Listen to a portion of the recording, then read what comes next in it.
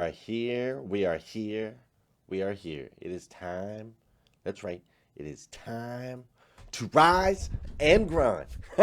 How about that? Dude, Tuesday morning, let's go. Christmas is around the corner. It's almost time. Get up in here. Grab a friend. Tag a friend. Let's do this. Good morning. Good morning. Good morning. How are you, my friend? How are you, my friend?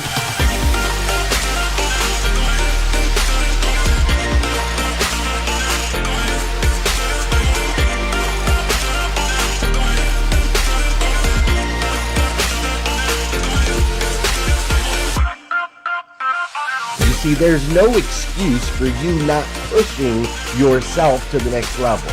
In order for you to create a new you must have a new mindset. When teams come together, we can create things that are greater than the sum of all of their parts.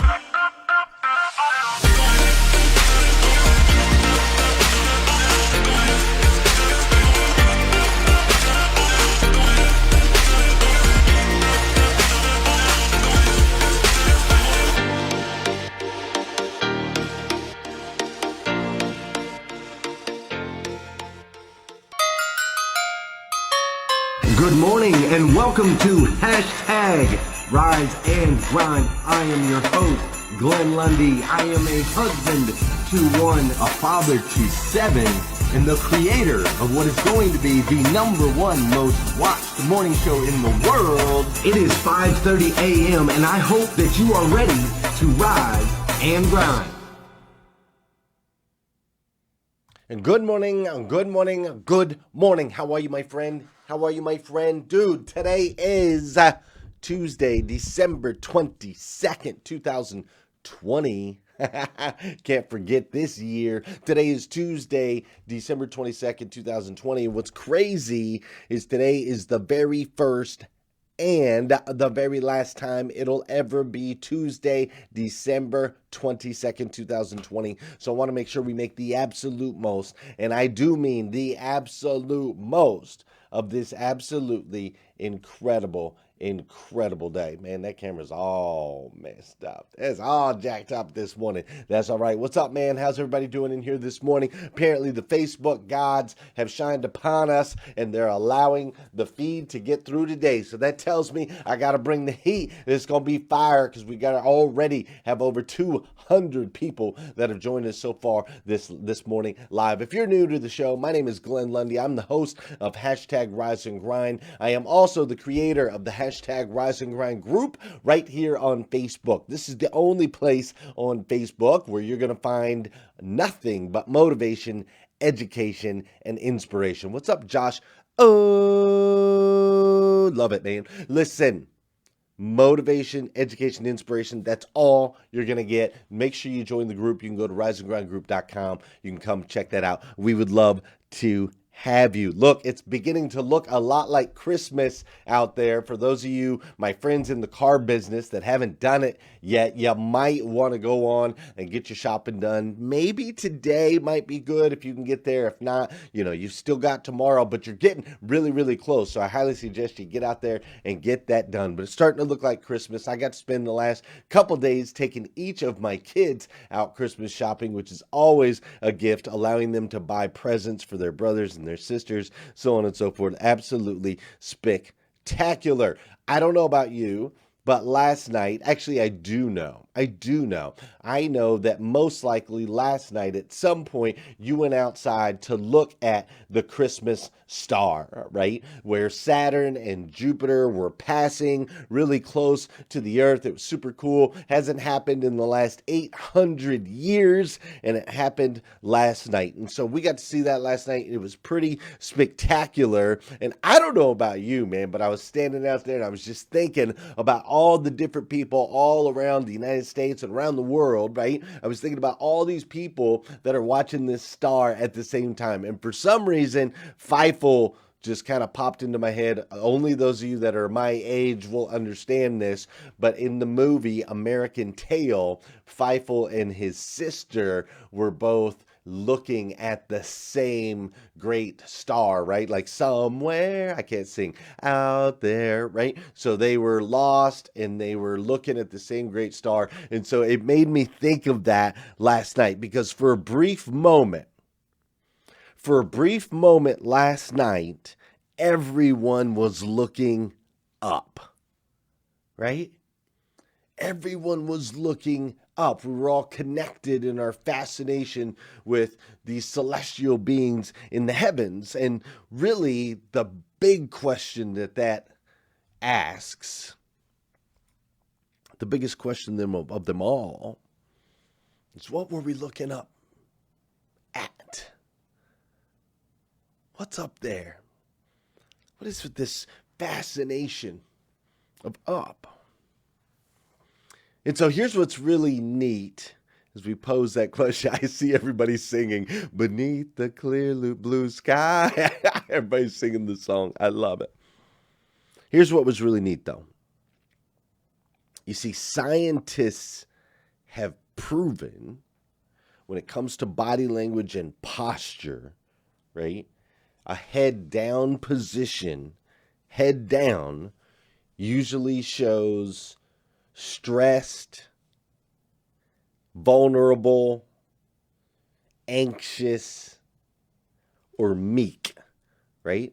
These are all the things that a head down posture portrays to the world. Whereas on the opposite side of that, a head up posture, right? Head up is displaying an air of confidence.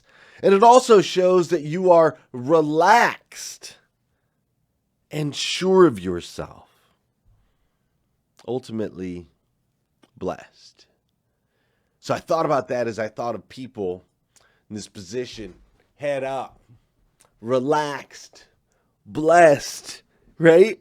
Super, super cool, confident. I love it. So now my question for you is this. Now what? Now what? Dude, 2020 surprised us all, right? Boom, pow, smacked you in the mouth, right?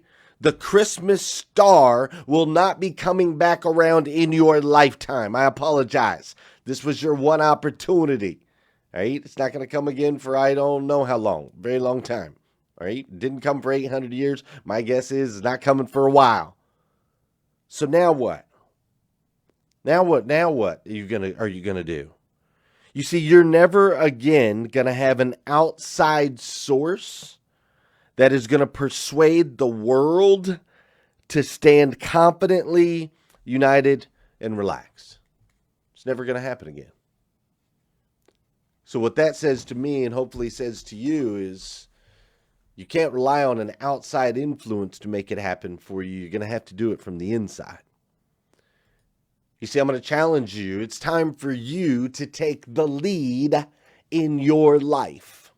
That's right. I want you to take the lead in your life and quit waiting on some outside influence to get you to look up.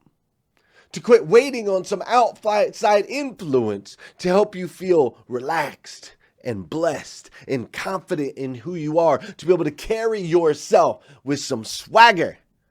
I want you to take the lead in your life. Listen, I need you to take the lead when it comes to your faith and what you believe in. I want you to take the lead when it comes to your fitness and taking care of yourself like you know you need to. I want you to take the lead when it comes to your family.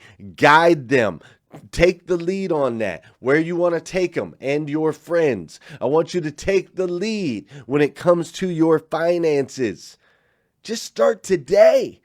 Dude, the best time to start working on your finances was 20 years ago. The second best time is today. Just take the lead on it. I want you to take the lead in these areas, your faith, your fitness, your friends, your finances, your family. I want you to take the lead in your career. Where are you going to take yourself? Quit thinking that some outside source is going to make you successful. It comes from the inside. And I want you to take the lead when it comes to self-development. Go read a book. Go learn, go study, meditate, spend time with yourself. I challenge you to take the lead in your life now. Yesterday, you experienced something you'll never experience again, ever.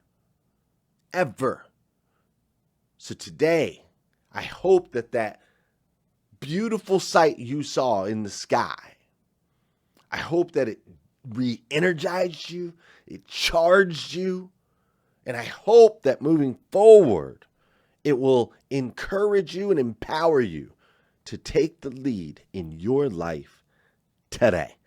Listen, we're talking about taking the lead, and to help you today, we are going to actually learn leadership from the most popular man to ever walk the face of the planet, a guy named Jesus. Most popular, well-known human in all of history. So we're going to learn, I'm going to teach you 5 leadership qualities from Jesus himself. I'm going to teach you that so that you can start to take the lead in your life in all those areas we just talked about. But before we do that, you know what we got to do? We got to dance a little bit. You cool with that?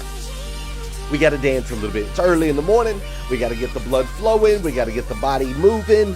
If you're out there running, this is where you step it up a little bit. If you're doing some CrossFit right now, this is where you do a couple extra sets. If you're lifting some weights, this is where you lift a little heavier. If you're drinking some coffee, this is where you drink a little more. Just kidding. We do have some Rise and Grind coffee though. Really, really good. Whatever it is you're doing, this is where you amp it up. Get that body moving, all right? Let's get the blood flowing, get the heart pumping. It's also the part of the show where I need you to hit that share button. That's right. I need you to hit that share button because I believe if we can change the way people start their day, it'll make a massive impact on this planet. I truly believe that. And sometimes all it takes to change the way somebody starts their day is for you, yes you, yes you, yes you, to hit that share button. This is also the part of the show where I want to say good morning to you. I want you to say good morning to me. Whether you're watching live, you're watching on replay, you're listening on the podcast, you're watching over on YouTube, wherever you're at, say what's up. I'll say what's up back. How you doing, Sarah Ball? Drive a little faster, girl. Do it. What's up, Melvin Rodriguez? Great to see you. How you doing, Carmilla? It's great to see you this morning. Mr. Jeff Baker, Mike Higdon's in the house. Young Darius Johnson. What's up, John Gayheimer? Bruce Over, Angela Heath. Listen, if you're new here, this is your first time, I want to see you right now. Drop your name right now so I can see you, so I can say what's up. What's up, Kevin Fadley? How you doing, Julio Soto? Maybe you've been here a few times, but you just haven't spoke up yet. You just kind of watch in the background. Today's your day. What's up, Alita Patrick? Take the lead and say what's up. How you doing, Tanya Lupp? What's up, Melissa Young Klein? How you doing, Suzanne Wall? Patricia Gibbs is up in here. What's up, Linda LeBons? Great to see you. Liza, there we go. Liza says she's stepping it up. There you go, girl. Pick up that pace. That's what I'm talking about. What's up, Bobby Gladu? Great to see you as well. John Labate, my dear friend, Kristen Hawk Tibbs is up in the house. Great to see you, Kristen. How you doing, Trianne? Great to see you. Hey, listen, guys, I want to make sure we're connected all the way across the board. I want to be connected here on Rise and Grind. I want to be connected in the group. Ultimately, we're going to get connected outside, offline, when we can do that. But also, if you haven't done so already, shoot me a text. Text me at 859-208-2351. What's up, Krista Bug? Shoot me a text. Say what's up. I want to make sure that we're connected on all platforms, all the way across the board. Just say hi, Glenn. This series has been awesome. I love your show. You're amazing. No, I'm just kidding. You ain't got to say all that. Just say what's up. All right, we're going to dive in. I'm going to teach you 5 leadership lessons from Jesus himself. But first, a visit from my dear friend, Miss Heather Parody.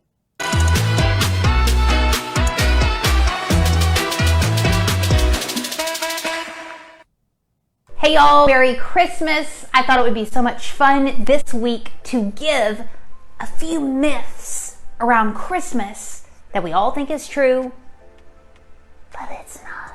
I found these on ChristianityToday.com and Relevant Magazine, so y'all can't be getting mad at me because it says it on the internet and I can't be held accountable for that. But here we go. It's going to be a lot of fun. Number 1, Jesus wasn't born on December the 25th. So when was he born? Truth is, nobody knows. We do know, though, he was born. Number 2, Mary rode to Bethlehem up on a donkey. We don't know that. Doesn't say that in the Bible. We just think it. Now, it's very well possible that she could have, but it doesn't say where in the Bible that Mary rode on a donkey. Another one is that there was a star over the manger. Now, we have a manger up over on our mantle, and we got a star hanging above it. That's what everybody says happened, but it doesn't say anywhere in the Bible that there was actually a star hanging over the manger. There was a star that was a map that led some shepherds down this road. Let's not even go there. But it wasn't hanging over Jesus' bed. At least I don't think so. Now here's one to look up for the road, okay? And then we'll have some more later on. But I'll leave you with this one. Y'all correct me if I'm wrong. I just read it online, so don't be getting upset with me. But was there really a little drummer boy? Tell me if you can find it. Let me know. I need some history on this young man. What was he doing playing the drums? Bum, bum, bum, bum. Okay? Hope you guys have a great week. We'll see you soon.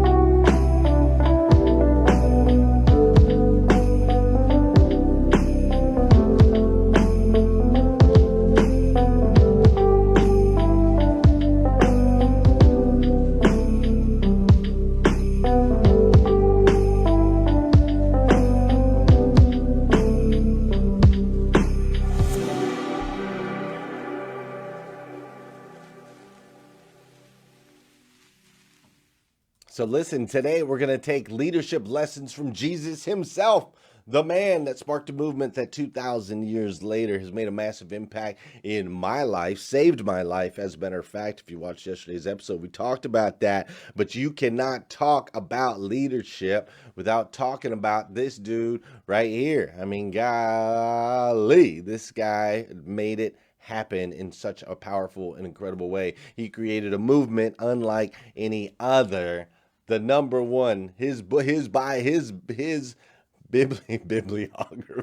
the story of Jesus is the most sold and distributed book of all time. Over 5 billion copies, right? Over 5 billion. So if we're going to talk about take leadership lessons, right? Because I'm a student, I like to study successful people, right? And so if we're going to take some lessons from Jesus, I got to tell you, lesson number 1, when it comes to taking the lead, right? Whether it be in your finances, your family, your friends, your fitness, your faith, right? Your self-development, in your career. When it comes to taking lead, number 1, we can't talk about Jesus' leadership skills unless we talk about humility. Number 1. You want to take the lead, we have to start from a place of humility. Listen, in the Bible, the Philippians 2:6-8, it says this: Jesus, who being in very nature God, did not consider equality with God something to be used to his own advantage. Rather, he made himself nothing by taking the very nature of a servant, being made in human likeness, and being found in appearance as a man, he humbled himself by becoming obedient to death, even death on a cross. Think about that. Dude, we talk about it all the time, like when we were kids or something. They're like, if you could have one superpower, what would it be? You're like, I want to be invisible. I want to be able to fly. I want to be like super strong. And then they're like, what would you do with it? You're like, oh, I'd sneak up into people's rooms and know all the secrets. Or I want to be able to time travel so I can go into the future and find out who's going to win that awful football game last night. Just kidding for those of y'all that, but sorry. I know there's some Steelers fans, my bad, right? Or Bengals fans, whatever. Listen, what I'm saying is, think about that. All the powers of the God of the universe didn't want to use any of those for his own benefit, only wanted to use them to benefit you and I. Only used those powers to help express and extract faith and belief and hope out of other humans. You see, you have to understand something. His ministry only lasted 3 years. 3 years he traveled and spoke to tens of thousands of people, giving them a message of hope that has carried on for thousands of years. I think about that, right? We started this show, #RiseAndGrind, almost 3 years ago. It'll be 3 years on January 6th of next year. Almost 3 years ago. In 3 years, yes, we've reached thousands of people. Absolutely. We have done that. Have we created something that is going to make a massive impact on this planet for the next 2,000 years? I don't know about that, man. That's a big deal. For him to do that in such a short period of time is unbelievable. And he didn't have technology. He didn't have clicks of buttons. He didn't have the internet. He had his feet and maybe, according to Heather, maybe or maybe not, a donkey. I don't even know. But here's what I know. That he did it with such humility. He went out, and by definition, just so you know, if you look it up in Webster, humility talks about having a healthy view in self, others, and God. That's how you define humility. Having a healthy view in yourself, in others, and in God. It's a beautiful definition, right? Now, see, when you also add to this word humility, we have to be able to be able and willing to learn from others is another part of humility. You see, sometimes we let our pride get in our way, we let our ego get in our way, and as I'm challenging you to take the lead in your own life in all of these different areas, I just want you to know it's okay if you need some help, ask for it. There's groups out there you can join, you can get mentors, you can reach out, you can message me. Ask for help, man. Listen, leadership tip number one, straight from Jesus. Have some humility. Throw your ego out the window. I need you to take the lead on your life.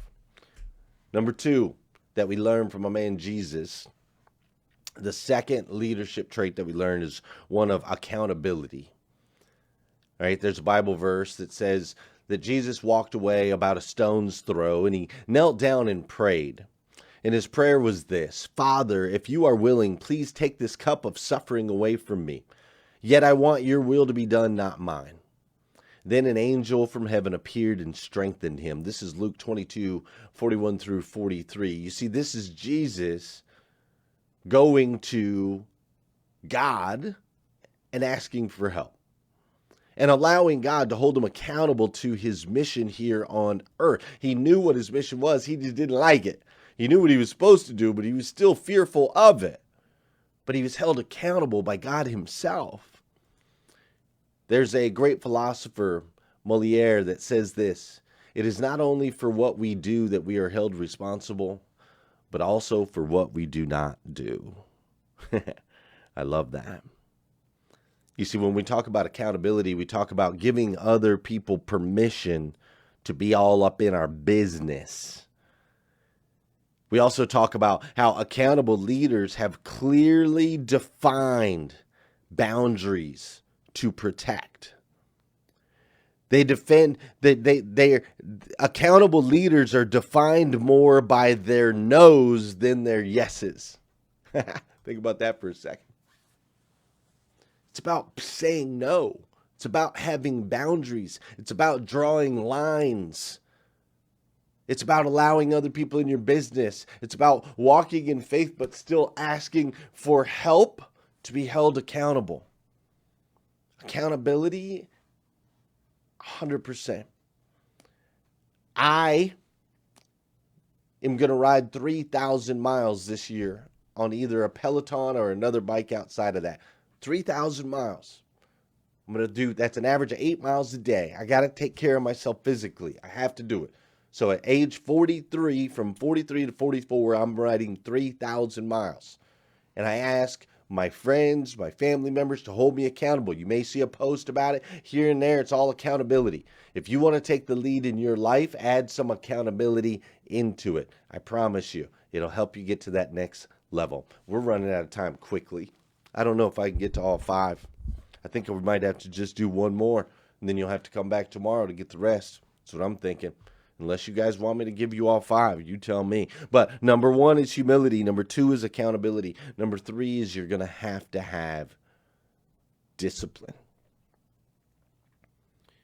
You see, in Matthew 4:14, it says this: Jesus was led by the Spirit into the wilderness to be tempted by the devil. After fasting 40 days and 40 nights, he was hungry. And the tempter came to him and said, "If you are the Son of God, tell these stones to become bread." And Jesus answered, "It is written, man shall not live on bread alone, but on every word that comes from the mouth of God." Matthew 4:1-4. Discipline, my friends.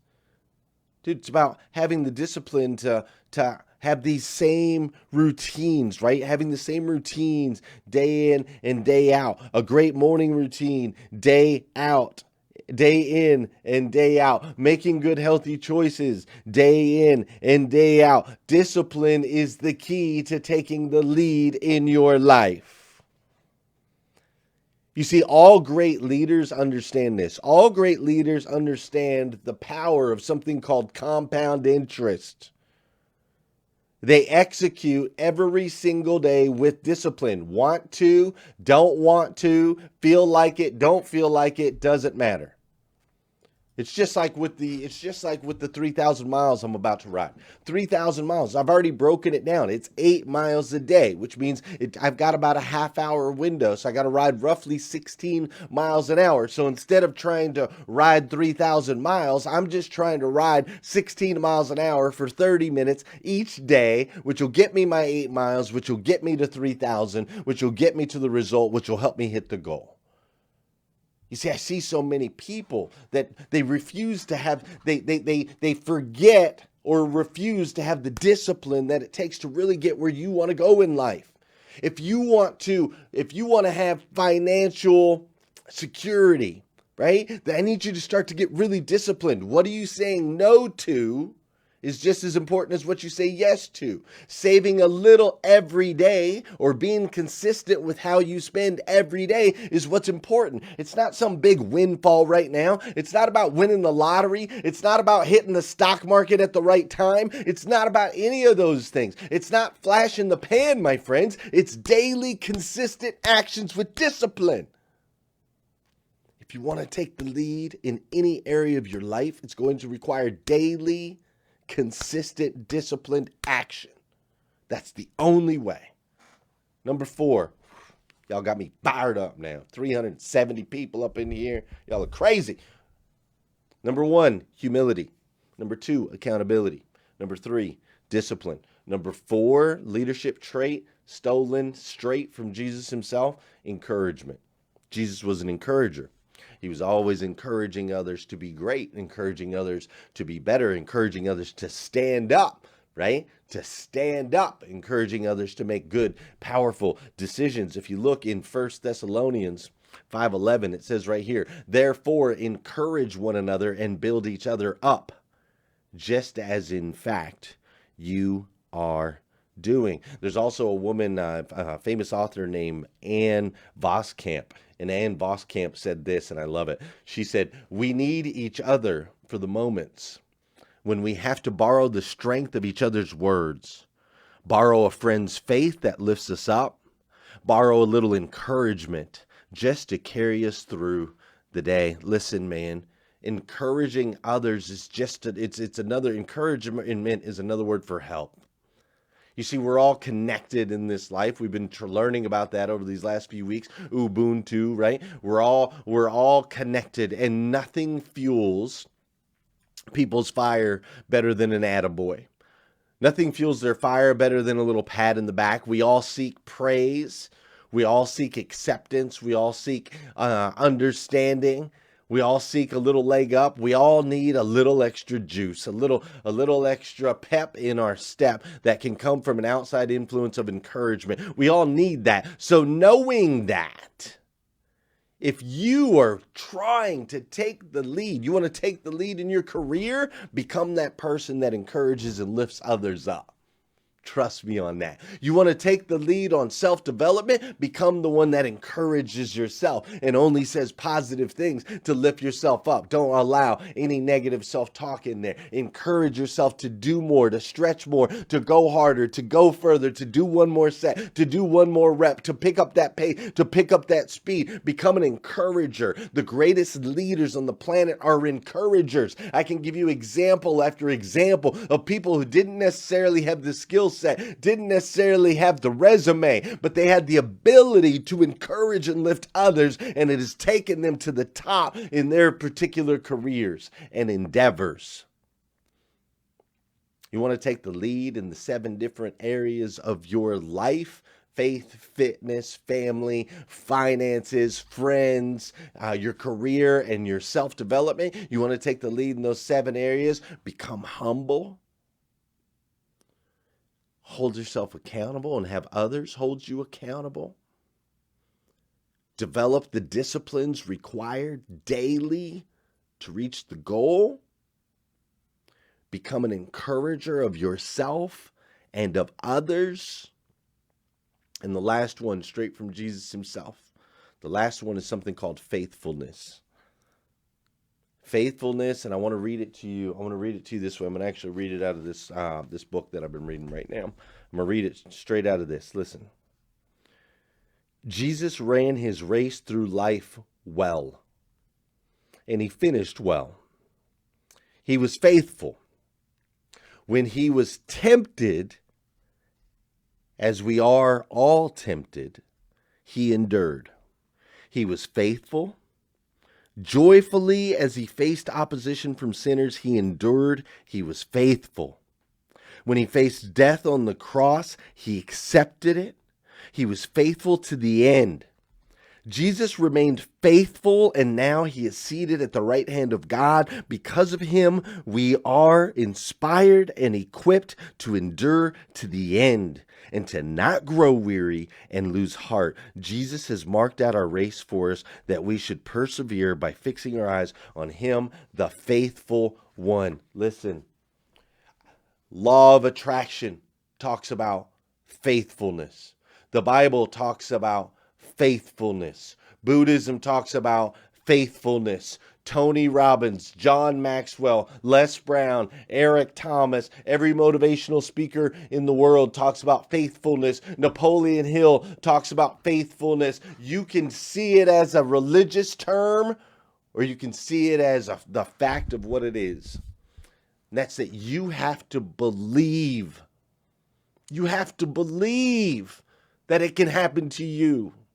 You have to believe that you can take the lead in your family and have an incredible relationship. You have to believe that you can take the lead when it comes to your fitness and have an incredible physique. You have to believe that money is attracted to you and that you are disciplined, that your money works for you instead of you working for your money. You have to believe that you are special and uniquely made, and that you have a gift that only you can bring to the table that is going to make an impact in so many people's lives. Faithfulness just means belief. You have to believe it. You have to walk it. You have to talk it. You have to see it. You have to smell it. You have to envision it. Listen, I believe in you. Do you?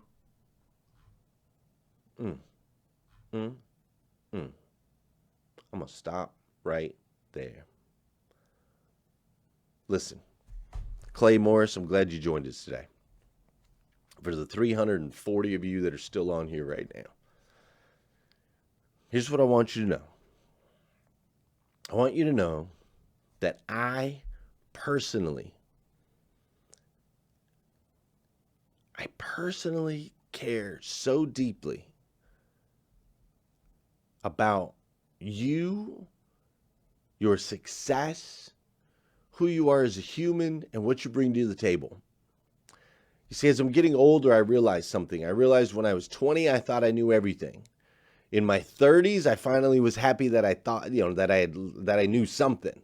And now that I'm in my 40s, I'm starting to realize that I didn't know nothing and still have so much to learn. But there's one thing that I do know. I do know that there is greatness inside of each and every one of you. There is such a unique gift that you make my life better. When you win, my life gets better. It's as simple as that. We are all so connected. Ubuntu. I am because you are. So I challenge you to take the lead in these 7 areas. I challenge you to become the absolute best version of yourself that you can possibly be. As my brother and my sister, as children of God, the God of the universe, the God that made everything, He made us to be the best versions of ourselves. Not average, not a little below average, not a little above, absolute best. And that's going to require you to be humble. It's going to require some accountability in your life. It's going to require discipline, whether you want to or not. It's going to require encouragement. And most importantly, it's going to require faith. You have to have faith that you can become the best version that you can possibly be, and also know that it matters, because it does. Listen, I stinking love you. If nobody's told you that yet today, I want to be the first. Absolutely stinking love you. Go out there, have an incredible day today. Have today be the first day of the rest of your life. If you haven't done so already, hit the share button. Push it out. Make sure you say what's up. If you listen on the podcast, make sure you subscribe, download, all that good stuff. Right? So if you're over there on YouTube, say what's up. I'll say what's up. If you haven't done so already, shoot me a text. Let's get connected. Let's get connected. I want to grow with you. Together, we are strong. We are strong. We are strong. If you need more videos like this, go to glenlundy.com. You can meet me over there too. Otherwise, come back here again tomorrow morning at 5:30 a.m. because we're going to do this all over again on #RISEANDGRIND. Have an incredible day. All my people for the sunrise. Stepped into my greatness, feeling powerful and energized. Thankful to be alive. #blessed. Write my mission, vision, values, and my gratitude list. I'm building up momentum. I'm making good decisions. I rise, I grind, I get it. Ain't no doubt that I'm committed. Cause who really loses if I don't win? Can't cheat the grind, only get what you put in. So I'm mastering my mentals. I'm focused on my physical. I'm developing spiritually and manifesting miracles. I'm gonna get it started, have a party in the morning, and I'ma wake the world is so alarmed. And I #RISEANDGRIND, #RISEANDGRIND. First thing on my